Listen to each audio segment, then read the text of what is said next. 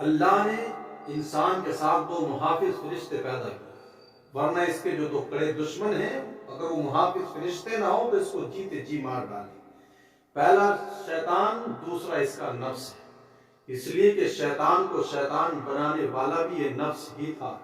اندر سے یہ انانیت، یہ میں ہی تو تھی جس نے کہا تھا میں مٹی سے افضل ہوں، میں آدم سے افضل ہوں۔ ایک بزرگ تھے، زندگی میں کبھی ان کی زبان پر لفظ میں نہیں آیا۔ جب یہ بات مشہور ہو گئی تو ایک جوان اٹھا کہ میں جاتا ہوں اور دیکھتا ہوں بھلا کیسے ان کی زبان پر لفظ میں نہیں آتا ہے۔ یہ گیا تو بزرگ نماز کے لیے تشریف لے جا رہے تھے، اس نے کہا حضرت ایک مسئلہ پوچھنے کے لیے آیا ہوں۔ تو کہا تو کیا مسئلہ ہے؟ تو کہا مسئلہ میرا یہ ہے کہ آپ یہ بتائیں کہ شیطان کو شیطان کس نے بنایا تھا؟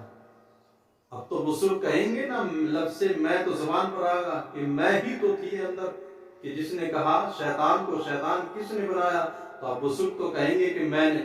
لیکن بزرگ نے کہا ٹھیک ہے ٹھہر جاؤ، میں نماز پڑھ کے آتا ہوں اس وقت، اس کے بعد تمہارے مسئلے کا جواب دیا جائے گا۔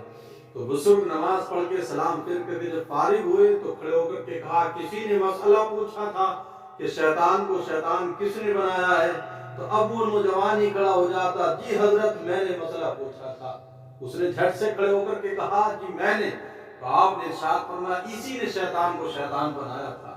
آپ کی زبان پر پھر بھی لفظ میں نہیں آیا، اس لیے کہ اللہ والے سائل کے انداز سے ہی سمجھ جاتے ہیں کہ اس کا مطلب یہ فہم و فراست کے لیے آیا ہے، کچھ سیکھنے کے لیے آیا ہے یا آزمائش کے لیے آیا ہے۔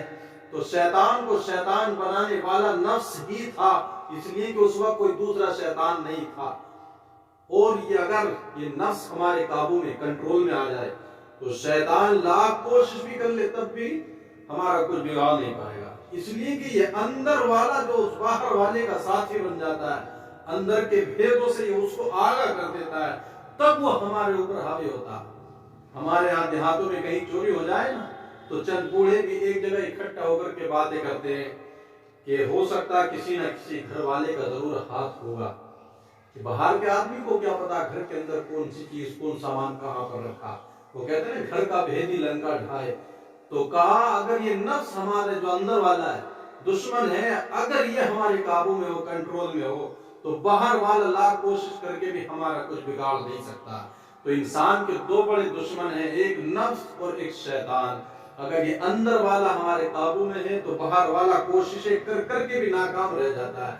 جب یہ اس کی ہاں میں ہاں ملاتا ہے، جب اندر کے بھید سے یہ دل یہ نفس اس کو آگاہ کرتا ہے، تب دونوں مل کر کے کڑے دشمن ہو جاتے ہیں، تب یہ ہمارے اوپر حاوی ہوتے ہیں۔ اور ہما وقت ان دونوں کی کوشش یہی ہے کہ کسی طرح سے انسان کو راہ راست سے بھٹکا دیا جائے۔